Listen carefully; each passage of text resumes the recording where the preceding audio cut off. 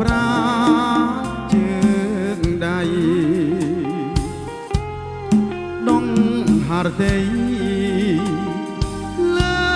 រូបស្រីតូចតន់ភូមិសុខសាន្តបានចាឈ្មោះស្រីផ្ទះចរណៃក្បែរមាត់កំពង់ស្រអែមអើភក្ស្រីផងឲ្យបងលង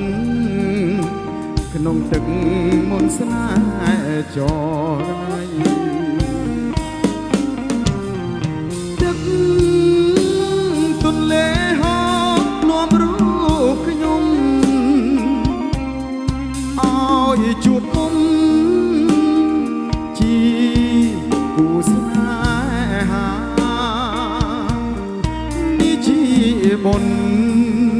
សាងពីបុណ្យពេ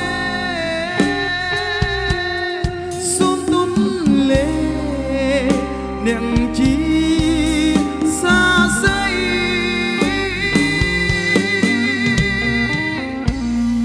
ទូកអើយទូកអ្នកជួ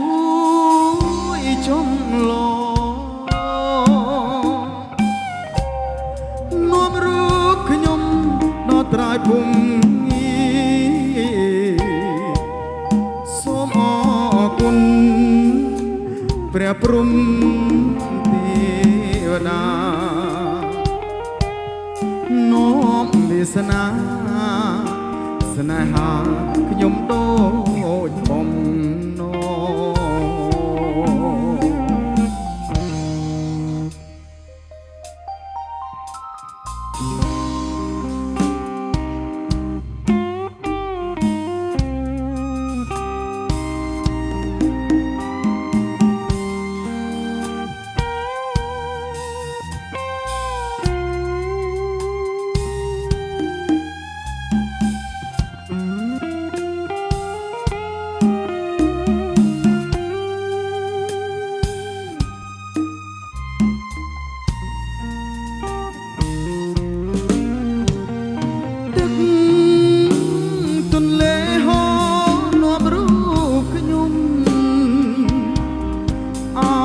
ជួបមុំ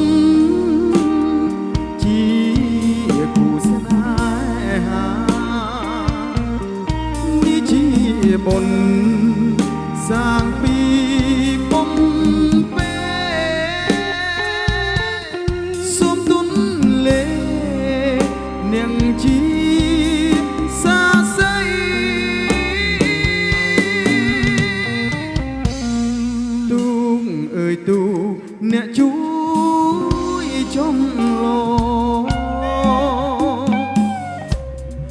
នាំរូបខ្ញុំ